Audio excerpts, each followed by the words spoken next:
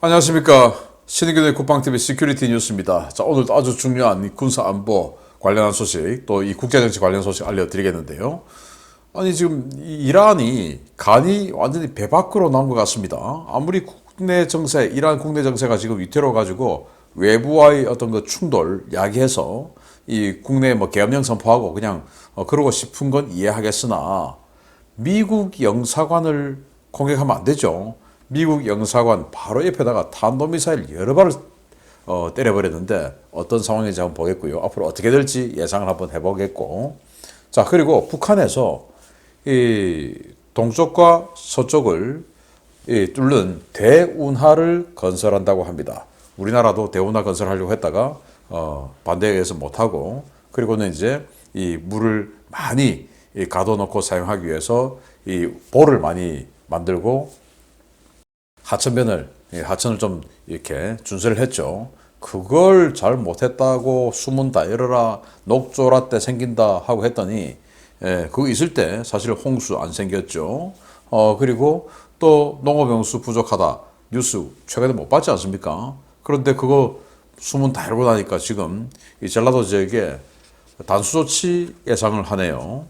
자, 그런데 우리 한국에서는 그런 이 치수 문제에 대해서 그렇게 반대하던 분들이 북한에 저렇게, 거기도 우리 산한데 우리 이 낭림산맥을 꿰뚫어 가지고 대운하를 한다는데 그 환경단체들, 좌파들 가만히 있을지 모르겠습니다. 북한 어떻게 되고 있는지 한번 보도록 하겠습니다. 신인균의 국방TV 구독, 알림, 좋아요 눌러주십시오.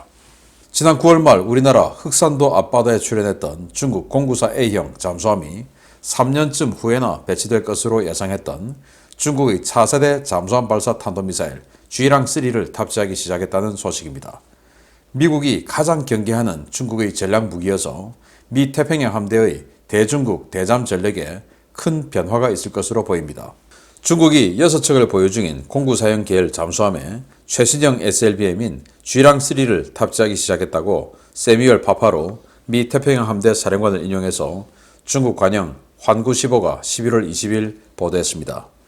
환구15에 따르면 파파로 사령관은 미국 현지 시각 11월 19일 블룸버그 통신과의 인터뷰에서 중국이 공구사형 핵잠수함 6척에 G랑3를 탑재하기 시작했다라고 언급한 것으로 전해졌습니다. 중국이 6척을 보유 중인 공구사형은 초기형인 공구사형 2척과 개량형인 공구사형 4척이 배치되어 있는데요. 이 잠수함들은 수중 배수량 11,000톤급의 덩치에 최대 사거리 1,500km, 300km급의 다탄두 개별 목표 재도립 비행체 MIRV 5기를 탑재한 G랑2A 미사일 12발씩 탑재해서 미국의 최우선 경계 대상으로 분류되어 왔습니다. 파파로 제독이 언급한 G랑3 미사일은 중국의 차세대 전략원잠 096형 단급 잠수함을 탑재를 목표로 개발 중이던 차세대 SLBM으로 최대 사거리가 12,000km에 달해 지난 9월 공구사 A형 잠수함이 나타났던 흑산도 앞바다에서 발사할 경우 미국 동부 워싱턴 DC를 직접 타격할 수 있는 다탄두 핵미사일입니다. 미 정보당국은 G랑3 미사일이 최소 3발 이상의 다탄두 기동성 재도립체를 탑재하고 있을 것으로 추정하고 있는데요. 이는 미사일 한 발로 워싱턴 DC와 뉴욕, 보스턴 등 미국 주요 도시를 동시 공격할 수 있다는 것을 의미하는 것입니다. 최근 7함대 배속 공격 원잠 숫자를 늘리고 7함대의 대잠 전력과 미일 대잠 훈련을 크게 강화하고 있는 미국의 움직임은 3년 가까이 앞당겨진 G랑3의 실전 배치 때문인 것으로 보이는데요. G랑3 조기 전력화 파장이 미국과 일본의 대중국 전략에 상당한 변화를 가져올 것으로 예상됩니다. 자, 진급 잠수함이죠. 이 진급 잠수함이 초기형이 2척이 있고 후기형이 4척이 있는데, 이 진급의 후속으로 단급 만드는데 그 단급의 G랑3를 탑재할 것으로 예상했는데 이 진급에다가 탑재를 했답니다. 그게 이제 미 태평양 함대 사령관이 이야기를 했고, 그걸 또 환구15가 받아서 이야기를 했는데, 자, 이게 어떤 의미냐? 일단 G랑3가 아주 강력한 또 요격하기 힘든 SLBM이기 때문에 이 G랑3를 탑재하는 자산이 많이 늘어나면 늘어날수록 미국 입장에서는 상당히 곤란해지죠. G랑2와 G랑3의 차이점 뭐냐? 둘 다 다탄도 미사일입니다. 그리고 쥐랑2 같은 경우는 이 일본 열도 밖으로 빠져나와야 미국을 공격할 수 있는 정도의 사거리, 미 동부를 공격할 수 있는 정도의 사거리가 되는데 쥐랑3는 사거리가 12,000km이기 때문에 발해만 또는 서한만 그리고 우리 서해 이 지역에서 쏴도 미 동부를 타격할 수 있는 사거리가 나와요. 자, 그런 이 사거리적 차이점이 있고 두 번째는 G랑2는 MIRV 그러니까 이 다탄두로 쪼개지는데 쪼개져서 여러 군데의 목표를 동시 타격할 수 있다 라는 거죠. 다탄두 미사일은 이게 좀 단계가 있습니다. 가장 초기형 다탄두 미사일은 그냥 쪼개져서 불특정한 곳으로 날아가는 겁니다. 그런데 그 다음 단계는 쪼개지는데 특정한 곳으로 날려보낼 수가 있습니다. 예를 들어서 이거는 미국 워싱턴 DC, 이건 뉴욕, 이건 필라델피아, 이건 보스턴 이런 식으로 미 동부의 주요 여러 도시를 때릴 수도 있고 그러면서 워싱턴 DC에서도 펜타곤 뭐 이런 식으로 골라서 때릴 수 있는 그런 유도를 할 수 있는 게 그 다음 단계. 그 다음에 이제 이게 이제 G랑2의 단계고요. G랑3는 이렇게 유도를 해서 가는데 그러면서 회피 기동을 하는 겁니다. 미사일 요격 시스템이 솟구쳐 올라오겠죠. 안 당하기 위해서 회피 기동까지 하면서 들어가는 게 그 다음 단계인데 그게 바로 G랑3예요. 그래서 이 G랑3를 회피 기동할 수 있는 G랑3를 이만큼 많은 잠수함에 탑재할 수 있다. 이건 미국 입장에서는 굉장히 신경 쓰이는 부분이 아닐 수 없고요. 그러다 보니까 최근 버지니아급 핵잠수함, 시울프급 핵잠수함이 계속 이 지역에 출몰하는 게 이런 G랑3를 탑재하는 이 핵잠수함을 마킹하는 이런 임무로 오는 게 아닌가라고 생각이 되고 아무튼 이 미중 패권 경쟁 완전히 평행선을 달리면서 계속 달려나가고 있는 이 군비 경쟁 상황으로 돌입한 것 같습니다. 자, 이게 우리에게는 위협이 안 돼야 될 텐데 좀 걱정되기도 하는데요. 자, 이런 중국의 핵잠수함이 아예 동해로 쑥 빠져나가면 더 힘들겠죠. 그럴 수 있는 자산이 생기게 됩니다. 바로 북한의 대운하입니다. 보겠습니다. 평양은 물론 전국 각지의 김정은 지적 사업으로 건설된 산림집들이 균열과 누수 등 온갖 하자가 쏟아지며 주민들이 불만이 쌓여가는 가운데 북한이 또 대규모 토목 사업을 준비하고 있다는 소식입니다. 아무래도 중국의 입김이 작용한 것 같습니다. 과거 김일성 때부터 계획되었지만 천문학적인 비용과 기술적 난관 때문에 보류되어 온 북한의 대운하 건설 사업이 최근 김정은의 거듭된 강조로 다시금 수면 위로 부상하고 있다고 복수의 북한 전문 매체들이 11월 20일 보도했습니다. 매체들이 인용한 11월 20일자 노동신문에는 전쟁의 불길 속에 펼쳐주신 대운하 건설의 웅대한 설계도라는 제하의 기사가 실려 있었는데요. 이 기사에는 과거 김일성이 6.25 전쟁 당시부터 동해와 서해가 단절되어 있는 북한의 한계를 지적하며 동해와 서해를 잇는 대운하 건설의 꿈을 키우기 시작했다는 내용이 담겨져 있었습니다. 노동신문은 김정은이 지난 9월 최고인민회의 제14기 제7차 회의 시정연설에서 나라의 동서해를 연결하는 대운하 건설을 비롯한 전망적인 경제사업들에 대한 과학적인 타산과 정확한 추진 계획을 세우며 일단 시작한 다음에는 국가적인 힘을 넣어 반드시 성공을 안아와야 한다 라고 강조한 발언을 재차 조명했습니다. 노동신문은 또 김정은이 10월에도 동서해를 연결하는 운하를 반드시 건설해야 한다는 데 대해 거듭 강조하면서 이를 김일성의 유훈으로 규정하고 김일성 종합대학에 운하 건설에 대한 연구를 지시했다고 전했습니다.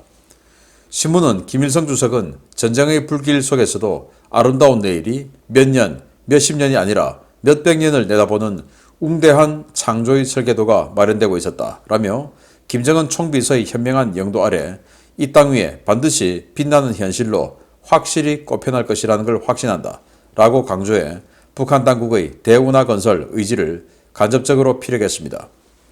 북한이 운하를 건설한다면 서해 대동강 하구의 남포 일대에서 중부 내륙지대와 낭림산맥을 관통해 원산까지 이어지는 총연장 230km 길이 구간이 가장 유력한데요. 이 운하가 건설된다면 가장 수혜를 보는 것은 북한이 아닌 중국 해군이 될 것으로 보입니다. 북한의 이러한 운하 건설 사업을 지원하는 것은 유엔 대북 제재 위반이지만 최근 대놓고 유엔 제재를 무시하고 있는 중국의 행보를 볼 때 이 시점에 대운하 건설이 다시 수면 위로 부상한 것은 중국의 영향력이 작용되었을 가능성을 보여주는 것인데요. 과연 북한이 중국의 자본과 기술을 받아들여 중국 국익을 극대화시켜줄 수 있는 대운하 건설에 나설지 관련 동향을 면밀히 추적해봐야 하겠습니다. 자, 이 사진이 6.25 때 김일성이가 자기 부하들에게 야, 이렇게 대운하 건설해야 돼 라고 설명하고 있는 사진을 지금 이 박물관의 큐레이터가 지금 이 북한 인민들에게 또다시 재차 설명하고 있는 모습이라고 노동신문에 오늘 이렇게 보도가 된 사진입니다. 자, 그런데 이 대운하, 북한 입장에서는 사실 대운하 굉장히 필요할 수 있어요. 왜냐하면 이 동해함대, 서해함대 단절되어 있기 때문에 이걸 이 해군을 잠수함과 군함을 연결하려고 하면은 이 남쪽으로 돌아와야 되기 때문에 오다가 걸리죠. 그래서 연결할 필요가 사실은 북한에게 있기는 합니다. 그래서 이런 구간으로 하는 게 김일성 안이었다고 합니다. 그래서 여기에 왜 이렇게 똑바로 안 가고 이렇게 꾸불꾸불하게 가냐? 이제 여기 강의 지류들이 강들이 이렇게 있어서 그 강을 따라서 가면서 그 강을 이제 넓히면 된다라는 건데 여기 이렇게 낭림산맥이 굉장히 두껍게 있는데 이걸 어떻게 뚫을 것인지 모르겠으나 아무튼 이렇게 한다. 그런데 얘들이 돈이 있습니까? 중국이 상당 부분 부담을 해주는 이게 이제 예상이 되고 있어요. 그런데 중국은 왜 대주냐?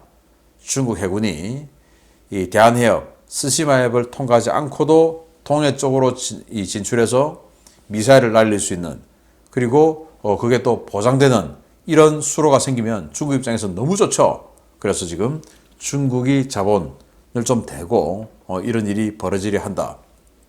그러면은 여기 지금 조그만 선 보이죠? 여기가 지금 이 마양도 잠수함 기지인데 이 마양도 잠수함 기지에서 이렇게 와가지고 서해 쪽으로 가서 또 작전할 수 있는 겁니다.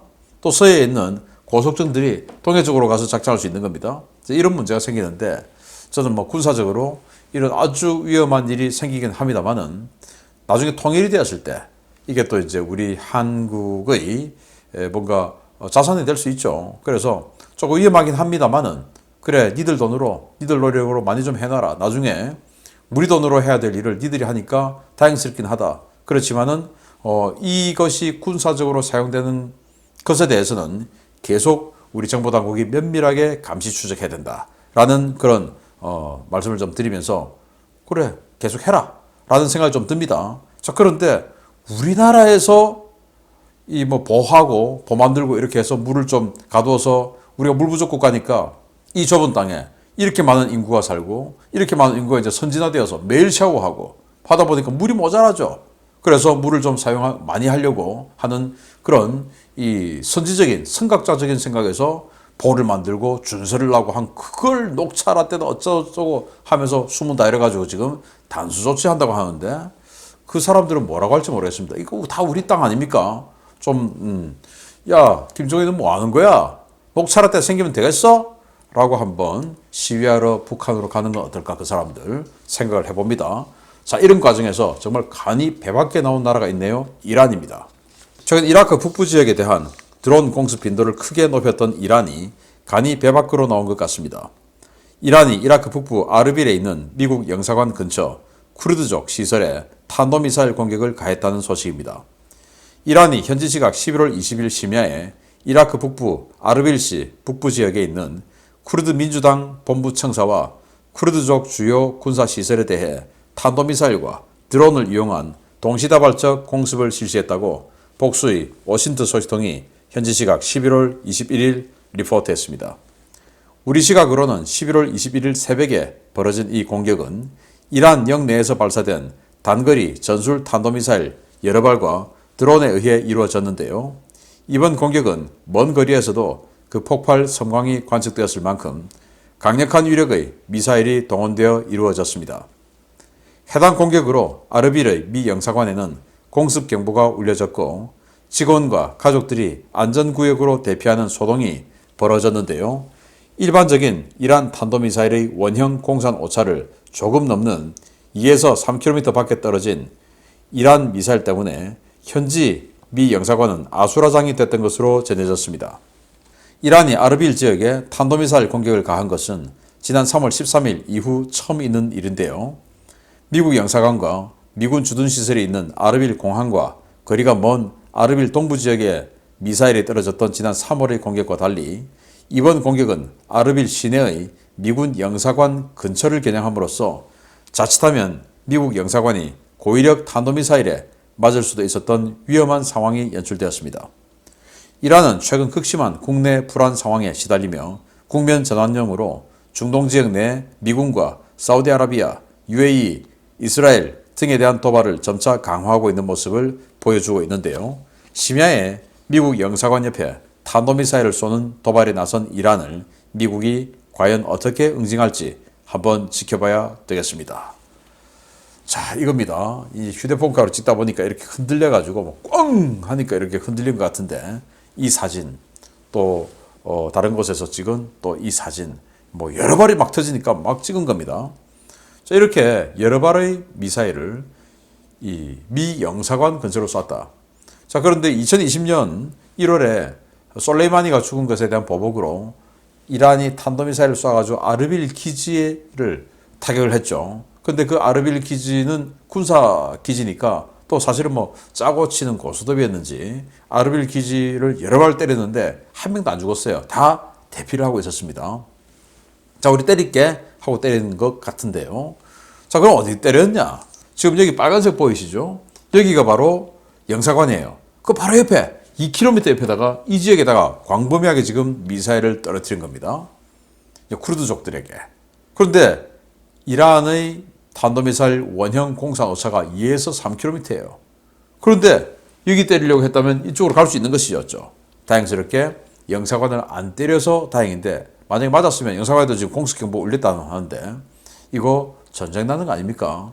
그래서 앞으로 이런 부분에 대해서 미국이 어떻게 용납을 해야 될지 관심 있게 우리가 지켜봐야 되겠고 이란의 이런 국내 정세 지금 뭐 이 여성들의 히잡 문제 때문에 발생한 전국적인 시위 이걸 지금 외부와의 갈등을 유발해서 타개하려고 하는 것 같은데 또 카타르 월드컵이 시작된 이 마당에 이 같은 중동 지역에서 이런 짓을 하고 있는 이란에 대해서는 정말 국제적으로 뭔가 합심해서 제재 또는 제한을 가해야 되지 않을까라는 생각을 해보고 미국이 어떤 결심을 할지 계속 지켜보고 알려드리도록 하겠습니다.